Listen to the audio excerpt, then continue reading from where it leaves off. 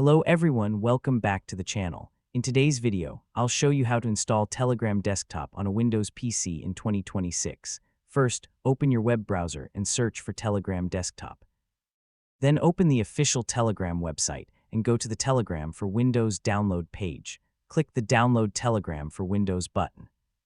This will download the Telegram Desktop installer to your computer. Once the download is complete, open the Telegram Desktop application.